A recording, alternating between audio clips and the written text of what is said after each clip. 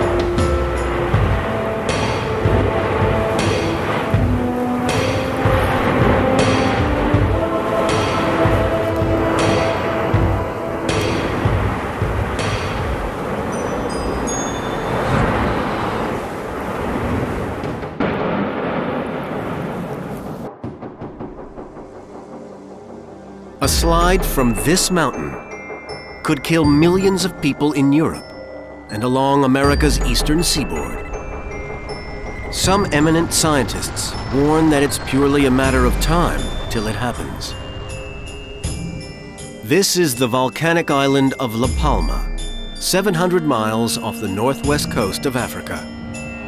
It's a newborn baby island, barely past its 4 millionth birthday, created in the last stage of what geologists call the rock cycle. Volcanoes can form land in various ways. In Hawaii, lava gently pours from vents in the ground to build up almost horizontal layers of new rock. But elsewhere, as here on La Palma, more violent eruptions build steep-sided cones with surrounding layers of thick ash.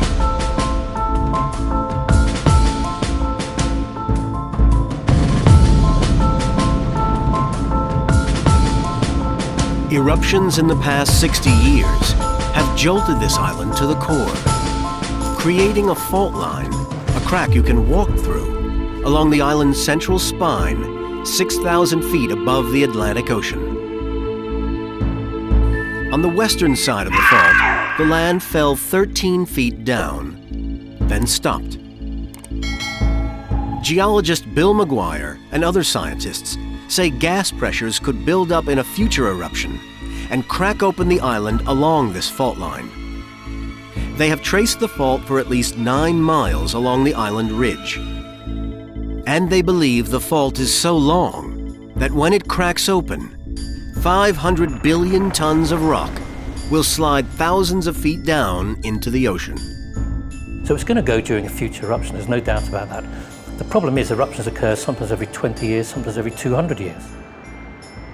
McGuire paints a terrifying fantasy picture of what anyone standing on the top of the landslide would see and hear. I don't know if anybody's heard the noise made by this amount of rock sliding against another great chunk of rock, but I always imagine it as if there are a million fingers scraping down a blackboard. The slide will reach a speed of more than 220 miles per hour. So you'd be hurtling down the slope of the volcano.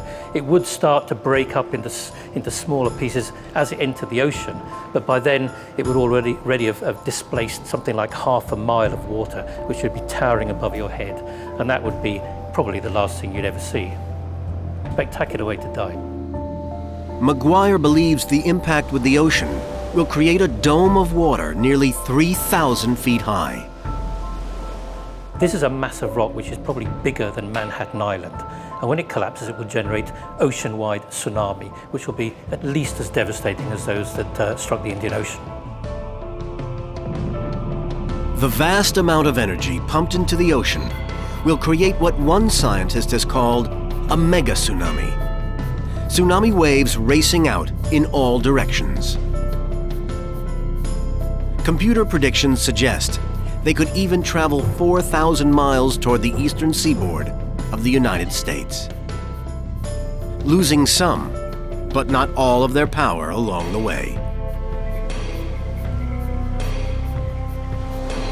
That wave will travel all the way across the Atlantic Ocean to the east coast of North America, but the water itself won't move all the way across. The individual particles in the water will transmit the energy to one another, and we can demonstrate that quite nicely on a pool table here, where the energy from this first ball I'm going to hit is transmitted through all the others to the last one.